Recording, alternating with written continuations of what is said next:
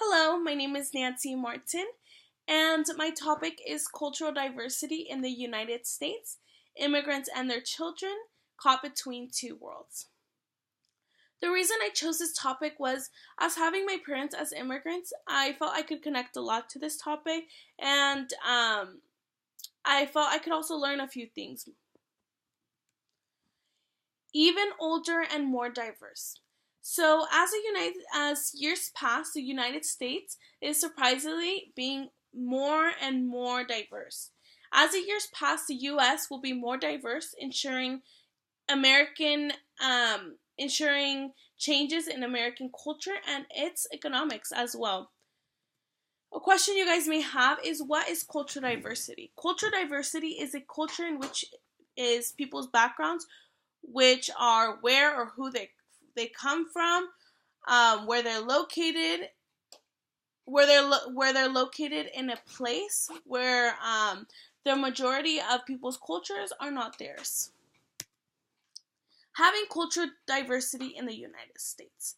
The benefits of having cultural diversity in the United States is that it gives people a chance to engage, learn, and be around cultures that are not theirs. It also opens the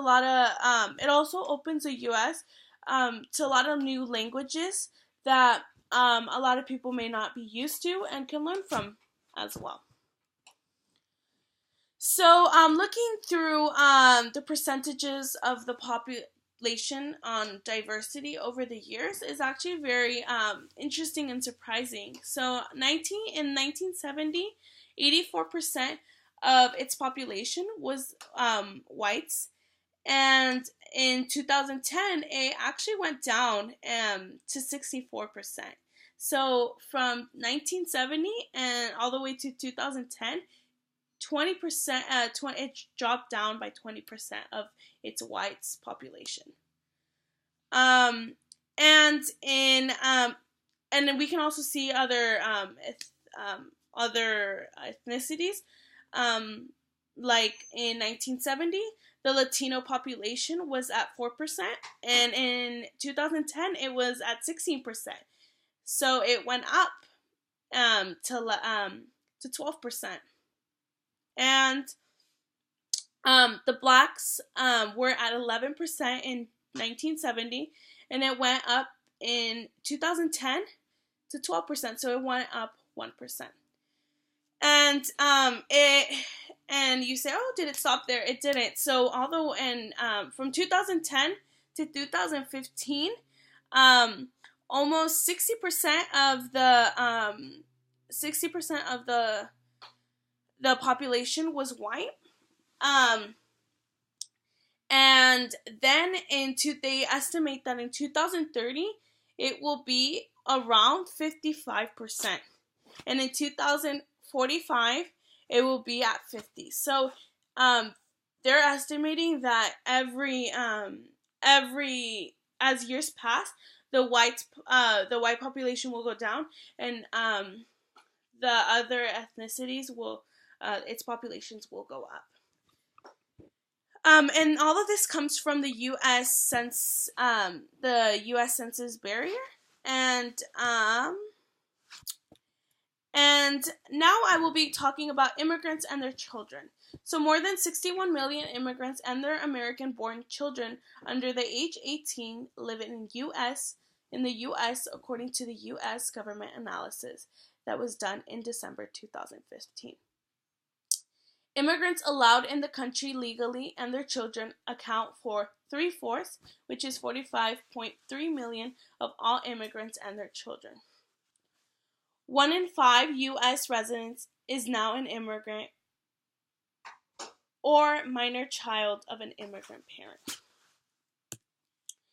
In 1970, there were 13.5 million immigrants and their young children in the U.S., about 1 out of 15 people. And from 2000 to now, the amount of immigrants and their children has gone up to 18.4 million. The amount of immigrants and their young children grew 6 times faster than the total than the nation's total population from 1970 to 2015. Immigrant families generally come to this country with many strengths, but also face a lot of challenges. And one of the challenges is that 21% of children in immigrant families live in poverty. And that's due with the cause of that is that parents are working low-paying jobs and no benefits. Some the struggles that some children face with as having parents who are immigrants is that children in immigrant families, 72% speak a language other than English at home. This is hard for the children. They start to learn English at school, making them feel different, and actually making them fall behind their grade level. As other children are doing other things, they're still learning still learning the language.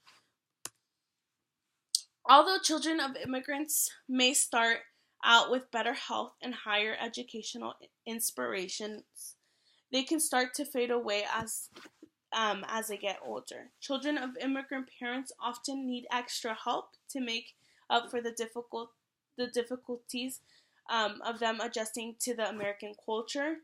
They also